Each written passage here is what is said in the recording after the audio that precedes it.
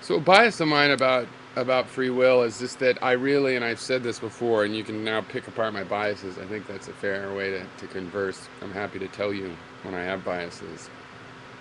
Um, but it just bugs me when people say how unintentional, the events in their life is, and often it's really big events. People are just like, especially if it's something that they were saying, well, I wasn't going to do that. I wasn't going to get drunk again. I wasn't going to cheat. I wasn't, it's like I wasn't going to cheat.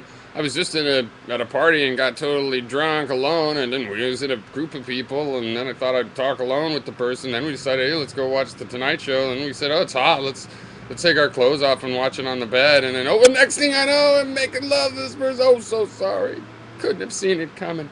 Life's like a river. Events in your life are like rapids, and you can paddle into it or you can paddle around it. And the idea of determinacy is that if you went back upstream, that you'd be stuck paddling the same exact way. And it depends on how far upstream you were teleported. If you're teleported right before the rapid, right where you're getting sucked into it, then no. But if you're teleported way far ahead, then sometime before you drunk that first beer or started that extra hot and heavy flirting, or there's some point where you could have paddled away, unless you just didn't want to, unless that's the kind of water you're trying to paddle through. It is good when you have regrets in life. Let's say you put your foot in your mouth in an interview or in a date or first date or something.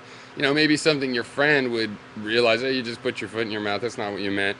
But the person involved can't be expected to know that. They don't know you well enough. And you don't want to burn yourself up with regret. So, one thing you do is you look at how it had to be that way.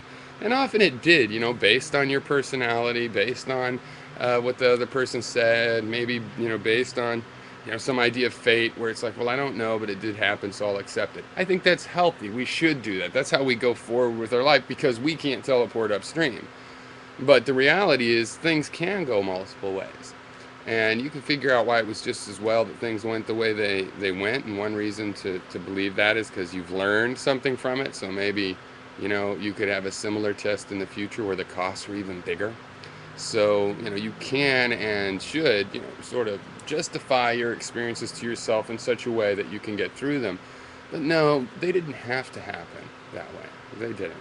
And things don't just happen and you have no role in it. People ignore what's going on so they can just be in it, bump into each other. Oops, accidental. I didn't notice that I was doing all these 50 steps over 3 hours that got me in that situation.